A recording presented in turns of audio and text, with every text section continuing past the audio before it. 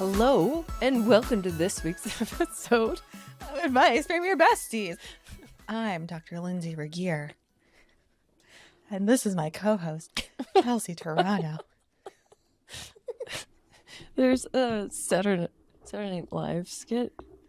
They're on the radio, and okay. So this is when we answer your questions and we give you advice. Anything from relationships to fashion to funny things and everything in between.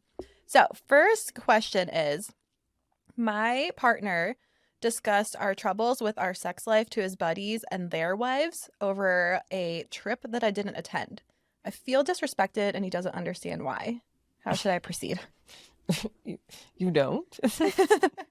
No, he doesn't understand. That's why. What I mean. Yeah, I know. You don't? Right? If you took a step back and like erased your ego, you might be like, fair enough. He was probably just thinking, this is what we talk about. Somehow they probably got on the topic of sex lives, and then his wife wasn't there to defend herself. He was completely... Or who was talking about it? She is? No, he was. He was talking about it to his friends and their wives. Yeah. Yeah. Yeah. I don't see anything wrong with that. Oh, really? Yo, that wasn't cool. You could have, like, said a lot, and then be like, so do you really feel that way? True. I guess, like, maybe... So then the wives yeah. can, like, gently influence her with the most subtle, like, ways and, like, flip her. Because they're like, no, we all have that problem. And you know what we did? He got the blue pill and I got the pink pill.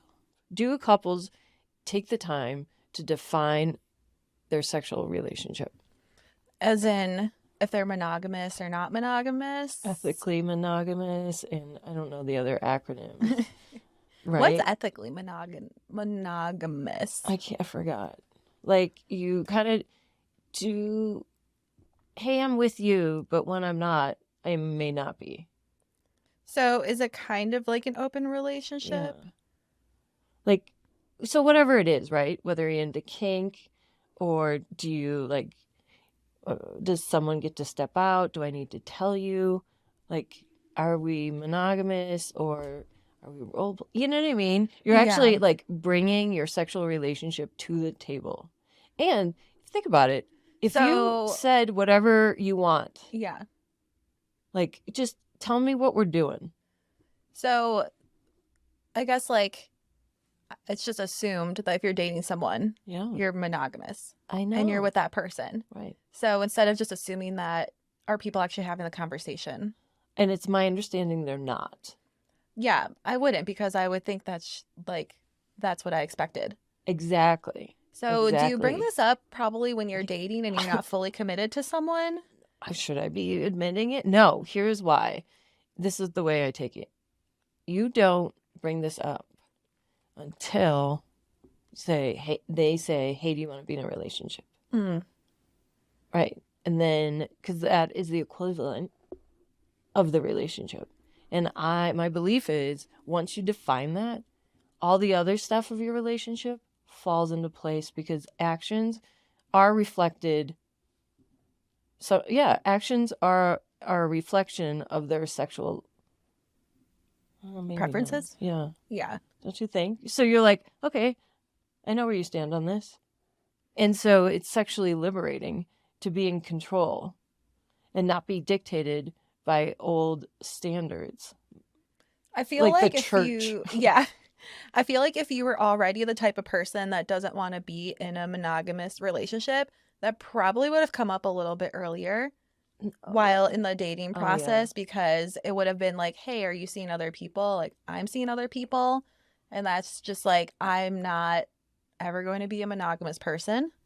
Yeah. So I feel like it would probably come up somewhere along the way, but maybe it's a different structure when you officially, like, find your person that you want to spend most of your time with, and then to see if they're open to you, like, or am I open to them? Right.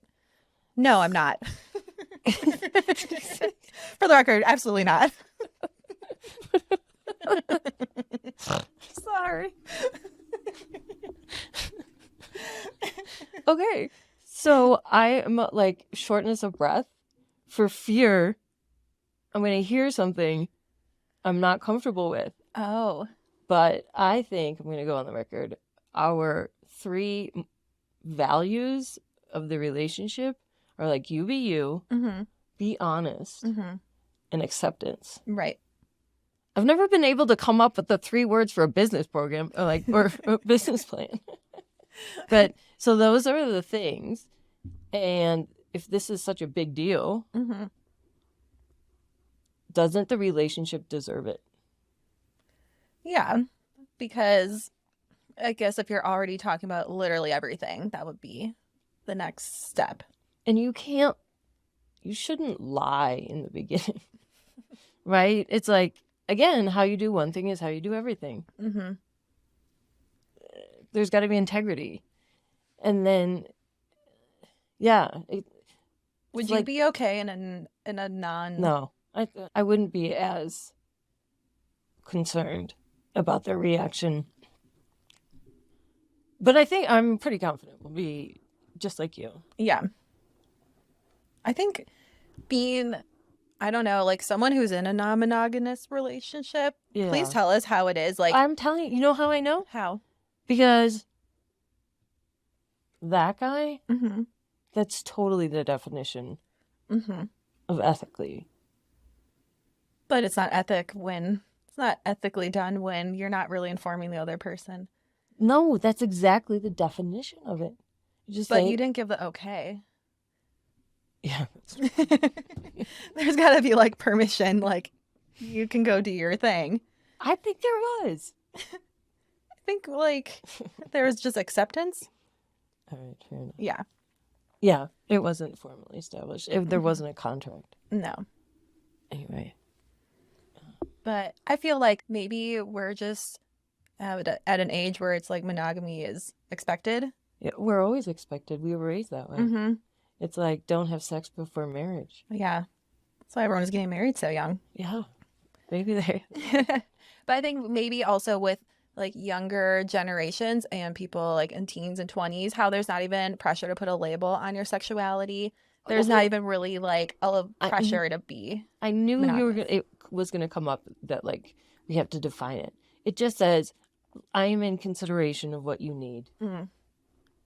I don't need a label, but I sure as shit like I need to know. I like to know what's up. Like, what are you doing when you're not here? Or what do you want to be in something? Right. Anyway, my 2 cents. Okay.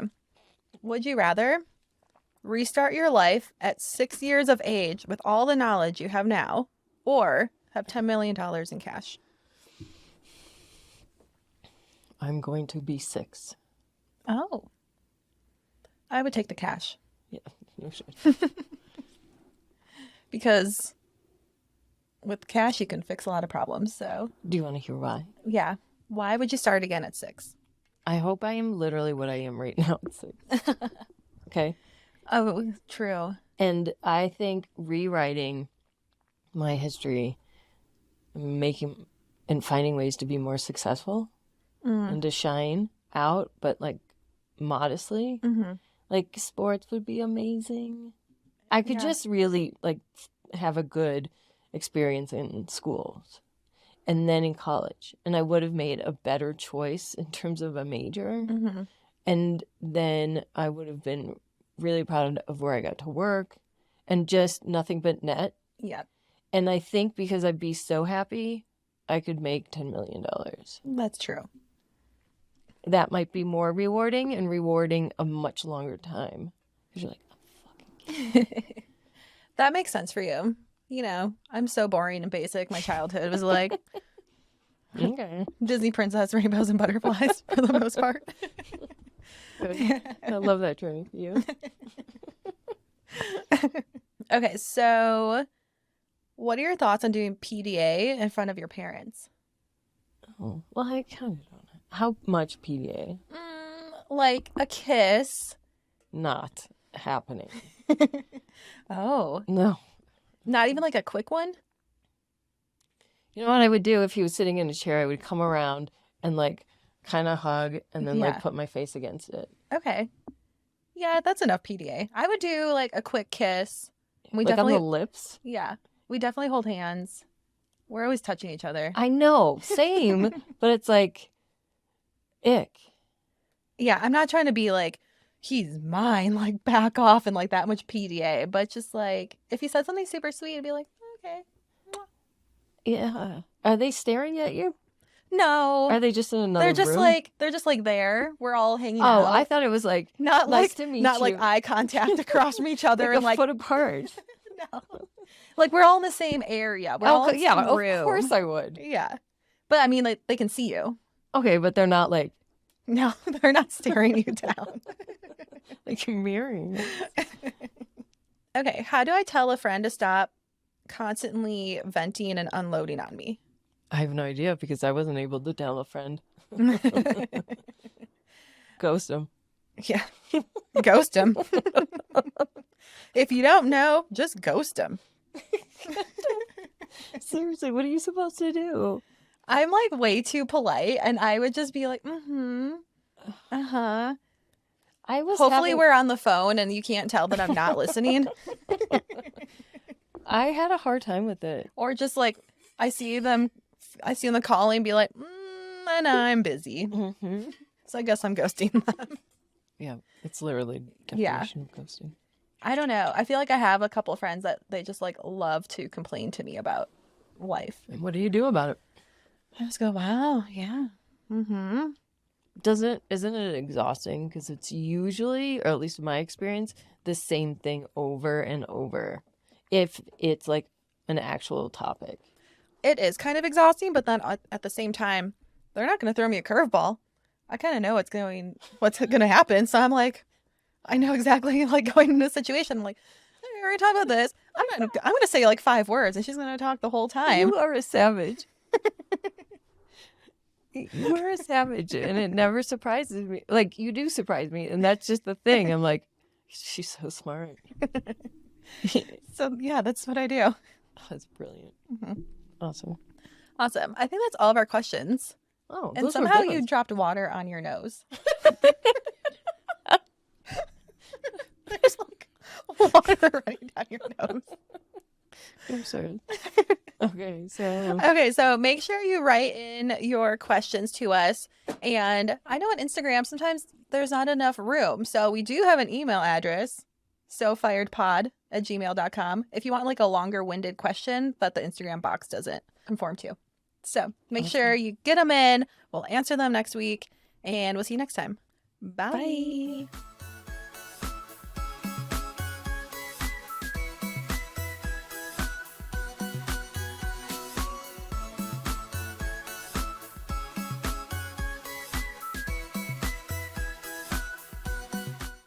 Disclaimer.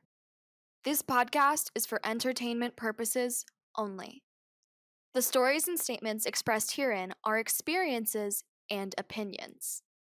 They may not represent the views of the production studio or the hosts. If you disagree with our content, that's okay. No podcast is perfect for everyone.